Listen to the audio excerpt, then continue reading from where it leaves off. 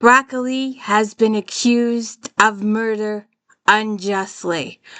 Ursula's manservant, right-hand person she trusts more than anybody else, has been accused of murder. Welcome to the D. Louise book series. I'm Christina, K-R-S-T-I-N-A. This is where I read books, talk about books, no special effects, no theme music, no fancy stuff going on here. And once again, I'm coming to you in the middle of the night. And I've recently learned that my videos start out a tad bit blurry and it clears up. I have no control of it. I have no idea what's going on. So if you could please just hang in there. So anyways, let's get back to this. So there's a ton of characters, a ton of new characters, but I just stopped keeping track. And I've lost my glasses. I have no idea what I did with them. They're here somewhere. But it's a little confusing in the beginning, okay? Because it starts off here, and then it goes, oh, but I'm talking about here.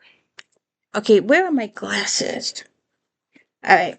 It says, that she saw a murder. Well, first I thought this book started in 1573, which would be 2 years after the last book, which occurred in 1571. However, we learn that she's talking in 1573 and referencing 1572. She was requested, she witnesses a murder. Okay, well, after the fact. Gets there immediately after the fact.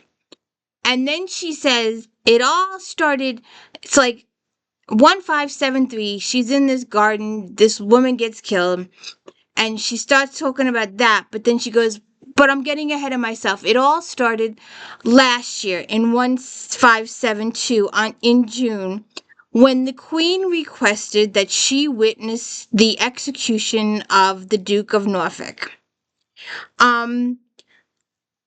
When Thomas Howard, the fourth Duke of Norfolk, met his end, no one could say he hadn't courted it. He had harbored wild dreams of marrying Mary Stuart. We went through this in a couple of books.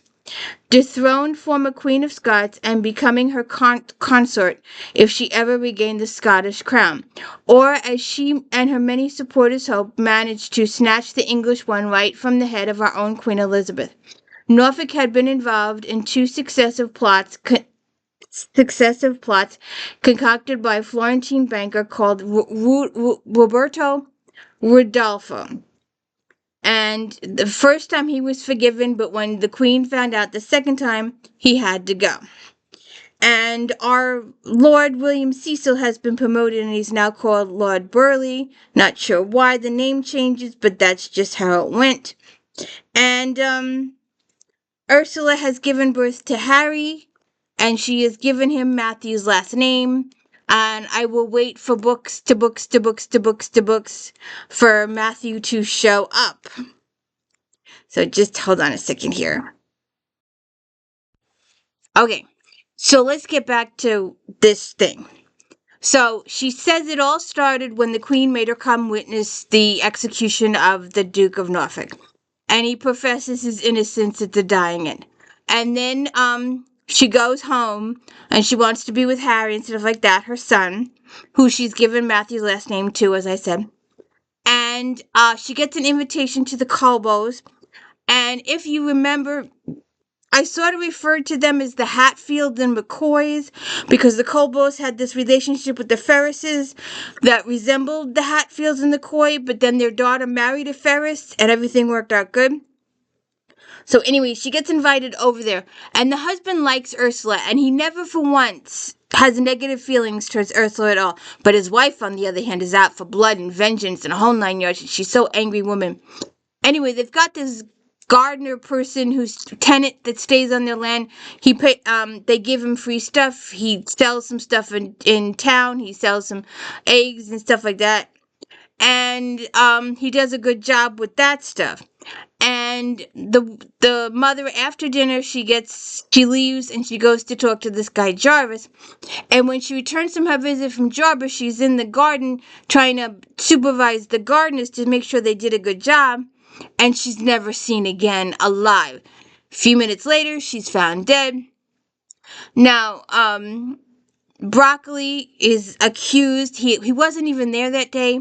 He had been in town, which is 2 miles away, and he was often um, provoked into fights because he was fighting over Ursula because she's not married. Well, technically, there's a whole bunch of mumbo jumbo about it.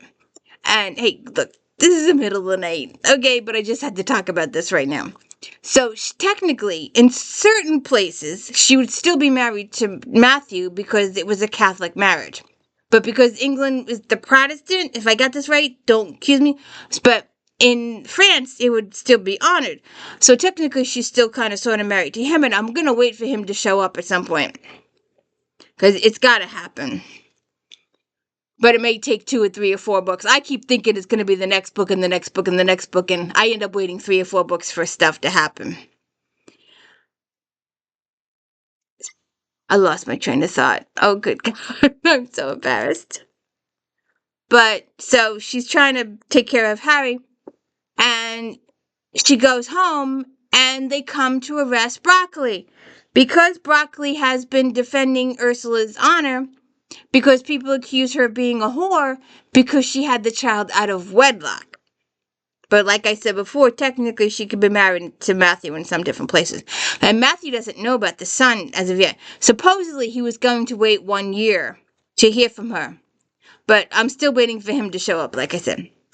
So Broccoli is arrested, and this guy, Sir Edward Huron, totally, absolutely, 100% tunnel vision when it comes to Broccoli.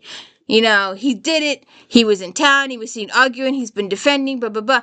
But he was nowhere near the residence at the time of the murder. No one saw him near the residence at the time of the murder. And he does not own a murder weapon, nor ever owned a murder weapon like the shit. There's so much stuff that says, no, he didn't do it. He didn't do it. He didn't do it. He didn't do it. And yet he's arrested, and the like I said, the police, the Heron guy, Sir Edward Heron, is totally, absolutely. So then Ursula's decided she'll mortgage her mansion, her with Sham mansion. She's right now at Hawkswood, where that was Hugh's place. And her place was with Sham that the queen had given her, and she would be willing to sacrifice that for Broccoli's bail. And if he wasn't freed, then she would send him off to France or someplace. But in the end, she ends up, they travel over the town.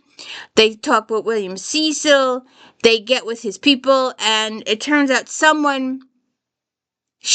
they had the answers, but the person in question was able to do a little switcheroo. Here's the letter. And when this is not the same series, I'm just picking it up for show. But like, this is the original letter. This is the other letter. And they give him this letter instead of this letter. It's a fabricated letter. So they did the old switcheroo. Of course, when they did the switcheroo, it was letters that looked more alike than these 2 books. I'm sorry. It was the only thing here.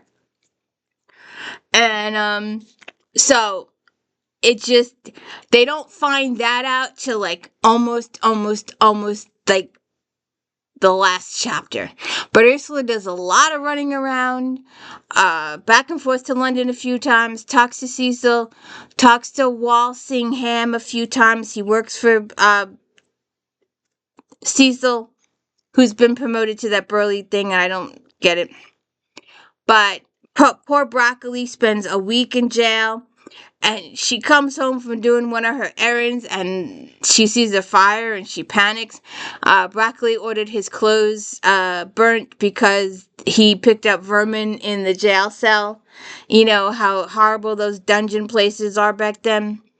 So that gets cleared up. Oh, and Harry gets the measles or the chickenpox. I'm not sure which. He gets spots on his face, and both diseases are that. But it's poor Broccoli. He suffers. And I don't,